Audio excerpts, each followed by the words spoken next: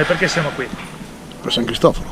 Esatto, per San Cristoforo, che qui in Friuli è raffigurato spessissimo, perché questa è da sempre, da millenni, una terra di confine, di valichi, di guadi, quindi di passaggi pericolosi per chi viaggiava e viaggia, e San Cristoforo è il protettore dei viaggiatori e dei pellegrini. Comunque, tornando a noi, domani partiremo per questo viaggio risalendo il Tagliamento e partiamo da qui vicino. Qui siamo a Tauriano di Spilimbergo, partiremo da qui, dal Greto del Tagliamento, poco sotto Spilimbergo, e percorreremo più o meno un'ottantina di chilometri e contiamo di arrivare a Socchieve. Niente, siamo venuti da lui perché così ci sembrava bello e beneaugurante che magari lui potesse darci una mano, più che altro con il meteo, perché vabbè, in 4 giorni qualche goccia di pioggia ce la becchiamo di sicuro, ma d'altronde questo è il Friuli, bellezza.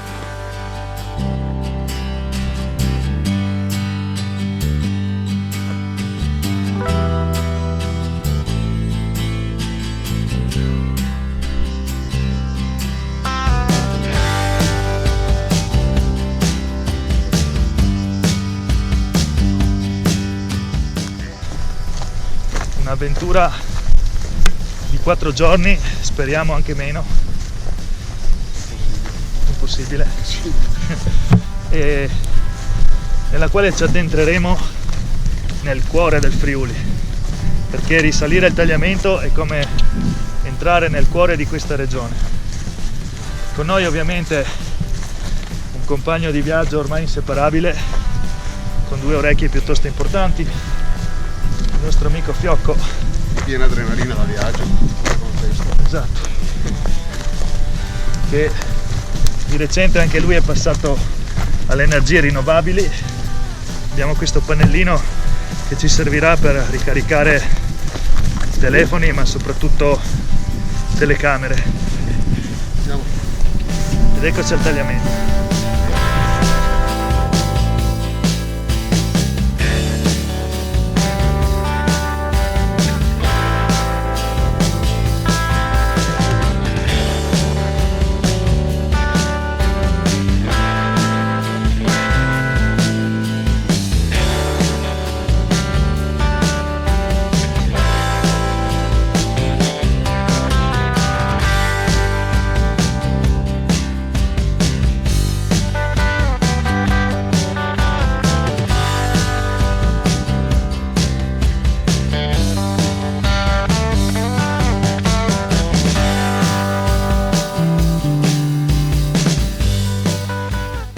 Scandura, lei che è un agronomo, cosa ci può dire di questa vegetazione che incontriamo qui sul Greto?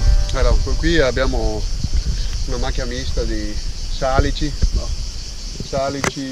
ontani, tutta vegetazione di pianura. Qua siamo ancora in pianura, quindi soprattutto salici, e possiamo vedere che sono tutti anche gli alberi che sono intorno sono tutti bassi, perché qua pochissimi casi riescono il terreno è magro, quindi fanno fatica a venire su, e poi anche quando ci sono le piene vanno anche giù. Ci sono metri e metri di ghiaia sotto con terra di riporto alluvionale, abbiamo salici, pioppi, ontani e poi graminacee varie. Lì è l'alveo, quindi sostanzialmente ghiaia pura, una piccola parte, una fascia di prato stabile. Comunque il terreno sempre ha uno strato ghiaioso sottostante e limoso sopra di zone praticamente di terriccio portate col tempo. E poi lì vediamo la macchia, là è una macchia mista, fiocco. Abbiamo anche delle conifere, un pino nero, ginepro, il ginepro selvatico, tantissimi salici, saliconi, pioppi, comunque tutti di taglia non elevata, perché ogni tanto l'acqua è impetuosa e negli anni succede sempre che quelli grandi non arrivano a fare un apparato radicale da stare in piedi. E della fauna cosa diciamo? Qua abbiamo visto poco fa anche una coppia di caprioli.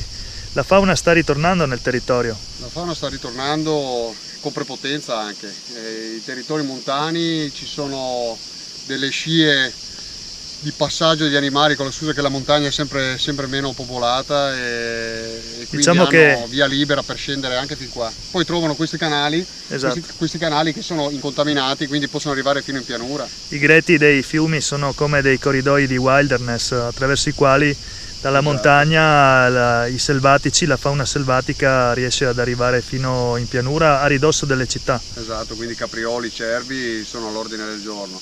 I caprioli sono stanziali, i cervi scendono.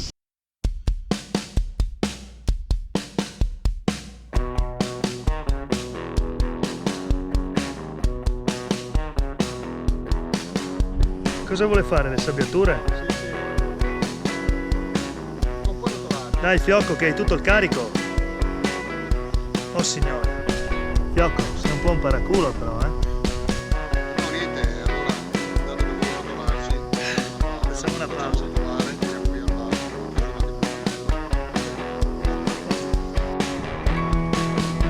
Come adesso si alza?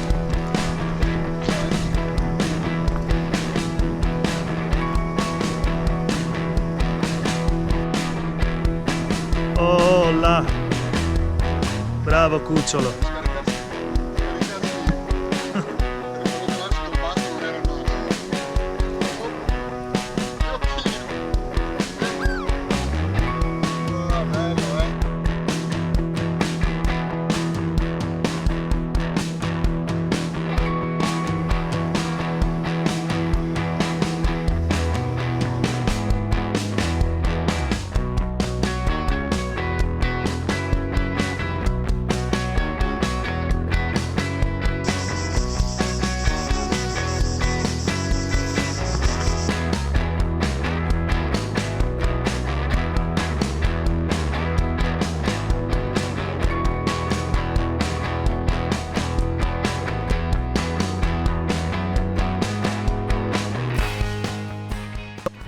Questa è una pianta officinale, vero? Sì, sì, il nome latino è Ipericum. Detta anche erba di San Giovanni o erba scacciadiavoli. Questa qua è anche ottima per gli asini, fanno Degli infusi? Degli infusi, no? O oli essenziali, adesso non lo so, per disinfettare il tutto, è ottima. Ma per i cristiani serve a che cosa? No, so che anche nella tradizione facevano i mazzetti in questo periodo qua, che era il periodo di San Giovanni.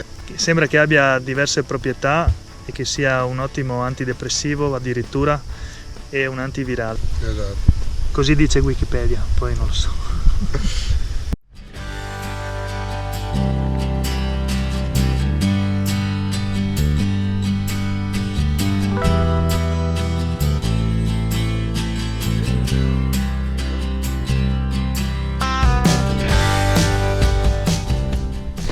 Ed eccoci alla stretta tra Pinzano e Ragogna.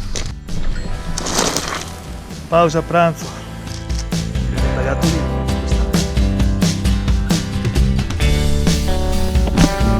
Fiocco, piantala. Dai via.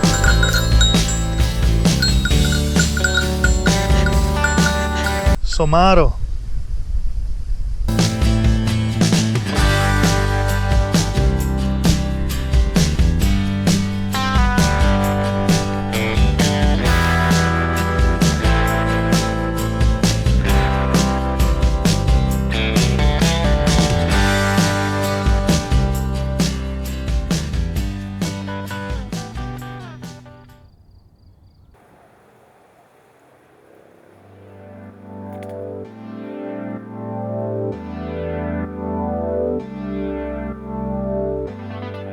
Se vi ritrovate a risalire come noi il tagliamento, con asino o senza, una capatina merita farla anche sulla collina del castello di Pinzano e anche sulla collina di Rimpetto dove c'è il castello di Ragogna, perché sono due splendidi belvedere dai quali ammirare il greto del tagliamento e tutto quello che abbiamo qua attorno. Magari vi portate due birrette e un po' di autan ci vuole, e restate qui a godervi il tramonto.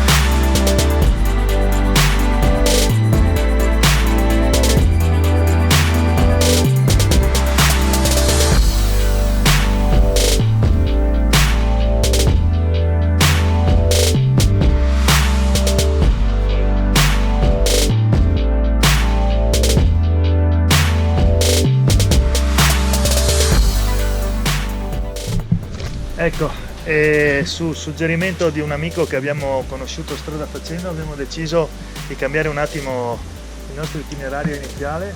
Risaliamo sempre il Tagliamento, però seguiremo l'antica ferrovia Sacile-Gemona. Adesso siamo a Pinzano e per un piccolo segmento seguiremo la strada ferrata, la dismessa strada ferrata ovviamente. Alfio, è dismessa, vero, questa ferrovia? Sì? Ma cosa sono quelle due luci dietro di noi allora? Oh!